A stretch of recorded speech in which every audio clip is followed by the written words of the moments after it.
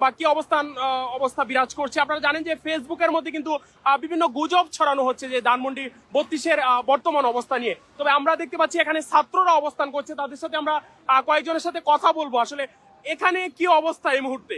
আচ্ছা, এখানে আমরা স্বেচ্ছাসেবকরা দায়িত্ব পালন করছি সন্ধ্যা থেকে। এখানে অবস্থা খুবই নর্মাল, খুবই স্বাভাবিক অবস্থা।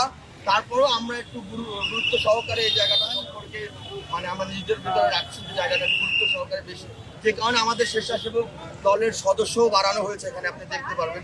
তো যারা হচ্ছে গিয়ে ফেসবুকে বা বিভিন্ন গণমাধ্যমে 32 নাম্বার বা ধানমন্ডি 32-কে নিয়ে বর্তমান সময়কে নিয়ে 32-এর গুজব ছড়াচ্ছে বিভিন্ন ধরনের, তাদের কাছে আমি অনুরোধ করব বিশেষভাবে যে এই ধরনের গুজব ছড়িয়ে লাভ নাই, এই ধরনের গুজব ছড়িয়ে লাভ নাই।